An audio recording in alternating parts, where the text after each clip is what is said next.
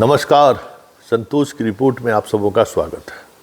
और आज हम संतोष की रिपोर्ट में बात प्रशांत किशोर की उस महारैली की करने जा रहे हैं, जिस महारैली को लेकर हम पत्रकारों ने अपनी सारी हदें पार कर दी। देखिए, गिरते हम लोग भी हैं, लेकिन इतना गिरते हैं कि 25 साल की कमाई पर, जो पत्रकारिता में 25 साल 50 साल में आपने जो कमाया है, वो बची रह जाए, उसकी संभावना बनी रहे कि लोगों का भरोसा गिरा है, लेकिन अभी भी भरोसा बना रहे। लेकिन हम लोग अब उस लाइन को भी क्रॉस कर रहे हैं। देखिए, हमारी आपकी पहचान क्या है, या फिर हमारे आपके द्वारा दिखाए गए खबर को या फिर सोशल मीडिया के पोस्ट को लोग गंभीरता से क्यों लेते हैं? उनको लगता है कि इनसे थोड़ा, बहुत ज़्यादा नहीं, लेकिन थोड़ी निष्पक्षता की उम्मीद की जा सकती है, इसलिए।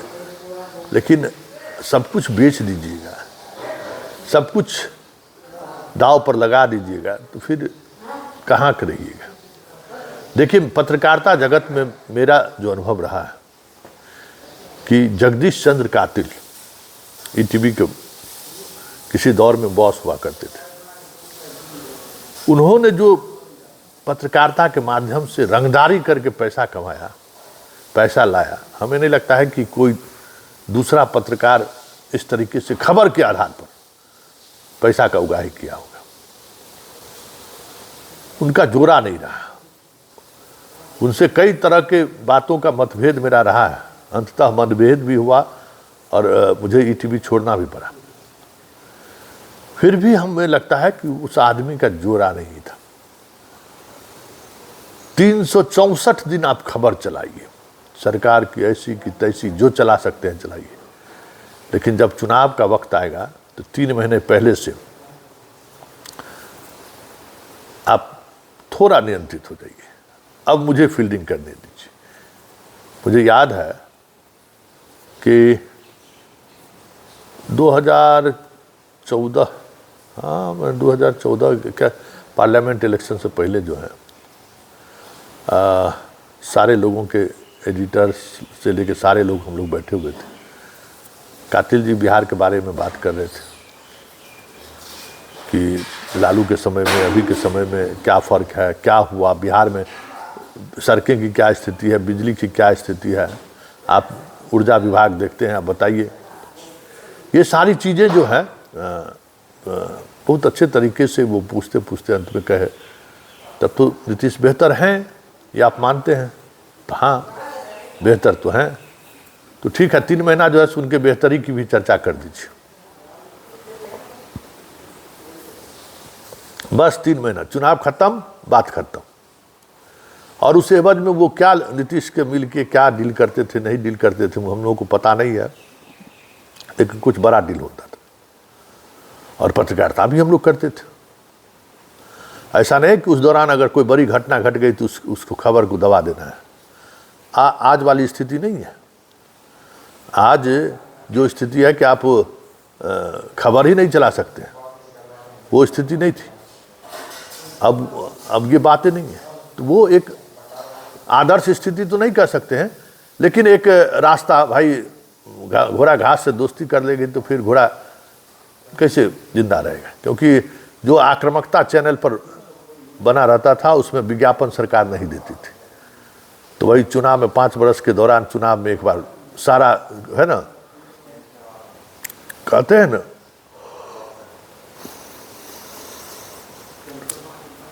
सौ चोट सुनार का, 1 चोट लोहार का। हाँ, मतलब पूरे 4 बरस भले विज्ञापन नहीं देते थे नीतीश कुमार, लेकिन अंतिम समय में, चुनाव के समय में इतना पैसा वसूल लेते थे वो कि सब कंपनसेट हो जाता था। तो वो उनकी शैली थी। कभी ऐसा नहीं है कि पत्रकार की भाई ऑब्जेक्ट राम है और बात घनश्याम की कर रहे हैं। लेकिन आज हम लोग क्या कर रहे हैं? प्रशांत किशोर की रैली के भीड़ को लेकर किस तरीके से हम अपने साख को दांव पर लगा रहे हैं। प्रशांत किशोर जैसा खिलाड़ी भी भीड़ को लेकर अपने कितना जिमी कैमरा लगाए हुए था, क्या क्या नहीं व्यवस्था किया था वो, लेकिन अपने पूरे वीडियो में भीड़ को लेकर बसता रहा, बस पास के तरीके पर कैमरा को केंद्रित करते रहा। लेकिन हम मीडिया वाले उसके तारीफ पर पुल बांधे जा रहे हैं। कई मीडिया वाले ने चीज़ों को खुलासा किया है कि जो वाकई स्थिति जो है वो ऐसी स्थिति नहीं थी। और प्रशांत किशोर की रैली पूरी तौर पर फ्लॉप रहा। ठीक है, प्रशांत किशोर को पैसा दिए, सारे चैनल को, यूट्यूबर्स को पैसा दिए, जिसको नहीं दिए वो उनकी जमकर खिंचाई की है, ये भी, इसमें भी कोई दो मत नहीं है। कल के खबर को आप देखिए तो एक जो प्रशांत किशोर से डील करके आए थे उसके खबर का टेम्परामेंट और जो जिससे डील नहीं हुआ उसका टेम्परामेंट, दोनों में बड़ा फर्क था। एक उसके रैली को फ्लॉप करने में दिखाने में लगा हुआ था, दूसरा उसके रैली को सुपरहिट लगाने में लगा हुआ था, दोनों तरह के। लेकिन पत्रकारिता कहीं होती हुई नहीं दिखी। लेकिन बीच के लोग जो चीज़ों को देख रहे थे, गंभीरता से देख रहे थे, वो तो समझ ही रहे थे कि प्रशांत किशोर पूरी तौर पर फेल हो गया। लेकिन उस पर चर्चा करने के बजाय, देखिए, आप आगे तभी बढ़ सकते हैं जब आप अपने आसपास निंदा करने वाले लोगों को जगह देते हैं। आप आगे तभी बढ़ सकते हैं जब निंदा करने वाले लोगों को सम्मान आप देंगे, तब आप अपनी कमजोरी समझेंगे। हम बार बार कहते हैं कि प्रशांत किशोर की जो एरोगेंसी है, कल भी जिस तरीके से मंच से भाषण दे रहा था, उसको अपना औकात पता नहीं है। समझ गए? ये आईपैक समझता है बिहार को कि वेतन पर जो है सो हम लोगों को रखा, अभी भी अपना औकात नहीं समझा है। ये मुखिया के चुनाव नहीं जीत सकता है। और हम पहले भी कहते थे और भी आज भी कहते थे कि नीतीश कुमार रखे हो अपने पास, चाहे मोदी रखे हो, हमको तरस आता है दोनों नेता के दिमाग पर, क्योंकि हमारी भी बातचीत हुई है प्रशांत किशोर से और 3 घंटे बातचीत हुई है। और उस 3 घंटे के बातचीत में जहाँ तक मेरा मानना है कि राजनीति के बारे में डाटा के अलावा इसके पास कुछ नहीं है और डाटे के आधार पर सब कुछ ही करना चाहता है। और इसको ये समझ में नहीं आता है कि ये जो डाटा है ना, चुनाव के 1 दिन पहले रातों रात कैसे बदल जाता है, इसको पता नहीं है। अरे भाई, आप उस डाटा के सहारे, जो पॉलिटिकल पार्टी के लोग हैं वो लोग डाटा रखता नहीं था, तो उसको आप भले फीड दे दीजिए, इस बूथ पर आपको इतना वोट आया, इस बूथ पर ये कास्ट कम्बिनेशन है, यहाँ मेहनत करिएगा तो ये वोट आपका बढ़ सकता है। आप यही कर सकते हैं। आपको 10 आदमी लाना है तो 2 आदमी आप पैसे से ला सकते हैं, 10 का 10 पैसे से नहीं आ सकता। तो ये प्रशांत किशोर को लेकर जो कुछ भी चल रहा है, अभी सोशल मीडिया पर चल रहा है, हमें लगता है कि हम पत्रकारों ने मतलब इस व्यक्ति के वजह से अपनी जमीन तक बेच दी है। इतना खुल के सामने नहीं आना चाहिए। अरे हम मानते हैं कुछ लोगों के, जैसे ज्ञानेश्वर जी को हम मानते हैं, ज्ञानेश्वर जी डंके की चोट पर कहते हैं, हाँ भाई हम बिना पैसा लिए हुए हम कुछ नहीं करें, एकदम सही है। पत्रकार भाई कैसे संस्थान चलेगा? फिर भी एक लेवल रहना चाहिए, एक लेवल तक चीज़ें बनी रहनी चाहिए। आप कन्हैया भेलारी जी के कल पोस्ट देखे हमको बहुत दुख हुआ कि भाई आपके 50 साल के पत्रकारिता जीवन में प्रशांत किशोर से क्या मिला होगा, पता नहीं भी मिला होगा। लेकिन आप सोशल मीडिया पर एक तस्वीर के सहारे क्या मैसेज देना चाहते हैं? ज्ञानेश्वर जी प्रशांत किशोर को लेकर हमेशा पॉजिटिव रहे हैं, स्वाभाविक तौर पे रहना भी चाहिए, संस्थान कैसे चलेगा। लेकिन एक स्पेस उनको भी बचा कर रखना चाहिए कि जहां आपका जो इंडिपेंडेंट व्यूअरशिप है वो उस कार्यक्रम को देखे। जैसे उन्होंने एक कार्यक्रम किया कि प्रशांत किशोर का रैली फ्लॉप, लेकिन उस पूरे कार्यक्रम के दौरान भी फ्लॉप पर उतनी चर्चा नहीं हुई जितनी रैली के को लेकर अन्य चीज़ों की चर्चा हुई। तो वो उनका संस्थागत मजबूरी हो सकता है। लेकिन सोशल मीडिया पर भी अगर आप इसी तरीके की पत्रकारिता करिएगा, इसी तरीके से बात रखिएगा, तो समझिए कि आप अपने पत्रकारिता जीवन में जो कमाए हैं उसको आप खर्च नहीं कर रहे हैं, आप उसको गंवा रहे हैं। जो अमूमन किसी भी, देखिए सब डॉक्टर जितना है मेडिकल रिप्रेजेंटेटिव के सहारे वो दवा लिखते हैं, सब कुछ करते हैं, फिर भी उनको ये इस बात का आभास रहता है कि दवा ऐसा नहीं कि हम उसी लिख दें, कुछ न कुछ दवा का प्रभाव होना चाहिए, नहीं तो हमारा धीरे धीरे पेशेंट चला जाएगा। तो एमआर से भी सारे तरह के सुख सुविधा डॉक्टर लेते हैं, गाड़ी से लेके नारी से लेके यार दुनिया घूमने तक सब तरह की सुविधा दवा कंपनी से लेते हैं, लेकिन फिर भी उस दवा का इम्पैक्ट मरीज पर पड़ना चाहिए। अगर मरीज पर नहीं पड़ा तो फिर डॉक्टर का जो है डॉक्टर ये ख़त्म हो जाएगा, दुकानदार ये ख़त्म हो जाएगा। तो इसलिए उस पर कोई समझौता नहीं करता है। भले एगो 10 को दवा लिख रहा था, एगो 2 फर्जी दवा लिख दे, लेकिन उस दवा का अगर असर मरीज पर नहीं पड़ेगा तो उसकी दुकानदारी ख़त्म हो जाएगी। इसलिए हम पत्रकारों को पैसे लेने में कोई गुनाह नहीं, सबका पैसा लेंगे हम लोग, लेकिन जो हमको देखने वाले लोग हैं, हमारा जो दर्शक है वो दर्शक बना रहे, क्योंकि हमारी विश्वसनीयता इसी पर है। हमको पैसा क्यों देता है कोई? हमारी खबर की विश्वसनीयता है इसीलिए देता है कि ज्ञानेश्वर जी चलाएंगे, संतोष जी चलाएंगे, प्रबोध जी चलाएंगे, कन्हैया भिलारी चलाएंगे, ये लोग चलाएंगे, तो इनकी अपनी एक विश्वसनीयता है। उसी विश्वसनीयता को वो सम्मान देता है ना पैसे के सहारे, और वो विश्वसनीयता खत्म हो जाएगा, दर्शक ही हमारे यहाँ से भाग जाएगा, तो फिर पैसा कौन देगा? पुष्पमित्र जी आज सुबह इंडिया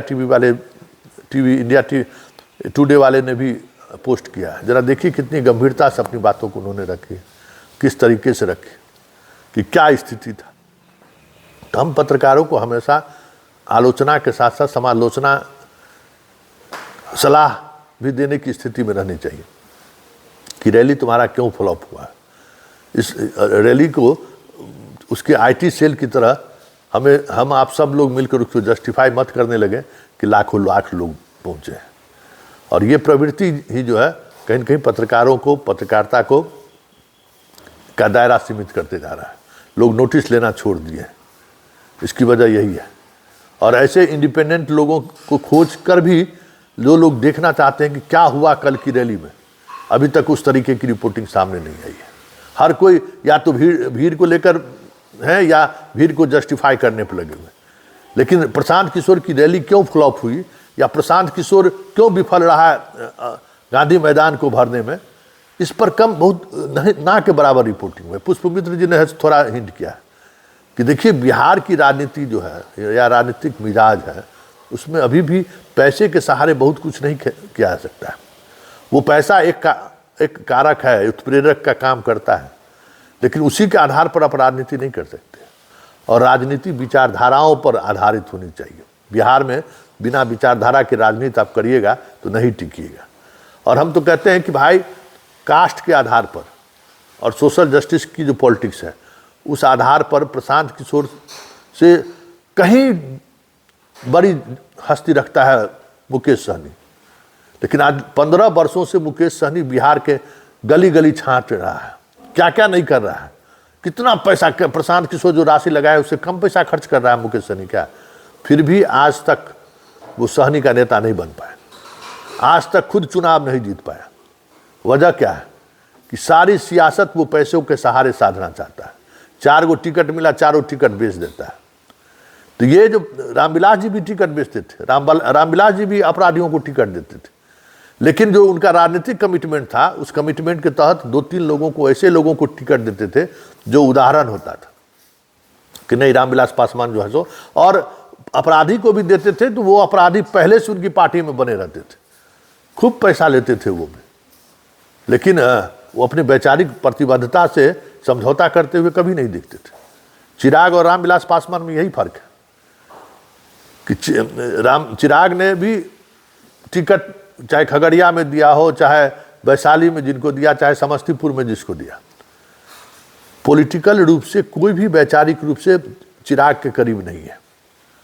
वो पूरे की पूरी तौर पर पैसे आधारित राजनीति साध रहा है। रामविलास पासवान इससे बचते थे। भले 2 रुपया कम दे, लेकिन ऐसे लोगों को वो तवज्जो देते थे जो उनके साथ लोजपा का झंडा लेके घूमने वाले होते थे, जो लोजपा को और रामविलास पासवान के साथ बने रहने वाले लोग होते थे। तो यही फर्क है। मुकेश सहनी फ्लॉप हो रहा है कि वो उन दो लोगों को कनेक्ट नहीं कर पा रहा, सीधे पैसे कमाने की बात कर रहा है। चिराग की राजनीति या चिराग का चिराग बुझने वाला है, ये हम इसलिए कहते हैं कि चिराग उस राजनीति को आज भी नहीं समझ रहे हैं जिस राजनीति की विरासत को संभालने की जिम्मेवारी उनको मिली है। रामविलास पासवान की राजनीति को वो नहीं समझ रहा है, इसलिए ज़्यादा हनुमान जब तक हैं, जिस दिन हनुमान से हटे उनकी राजनीति खत्म। तो इन दोनों से हमें लगता है कि प्रशांत किशोर को सीख लेनी चाहिए कि बिहार में राजनीति करने के लिए कैसा मिजाज चाहिए और यहाँ राजनीति में किस किस तरीके की चीज़ों का होना अनिवार्य है। लेकिन प्रशांत किशोर में वो सारी चीज़ें ना के बराबर। हाँ, आंकड़ा का खेल जानते हैं, उसके सहारे जो वो कर लें, लेकिन एक वैचारिक राजनीति की जो अपनी तासीर होती है ना, वो प्रशांत किशोर में दूर दूर तक दिखाई नहीं देता है। और यही वजह रहा जो वो चैलेंज दिए थे नीतीश कुमार को कि अब सब कुछ तय होगा गांधी मैदान में। तो जनता ने तय कर दिया कि आपकी बिसात क्या है, आप क्या हैं, उसने तय कर दिया ना। हजारों आदमी जुट के तो दिखा दिया कि आपकी कोई बिसात नहीं है। आप गांधी मैदान में क्या तय करिएगा, आप जो है सो मिलर स्कूल में भी तय करने की स्थिति में नहीं है।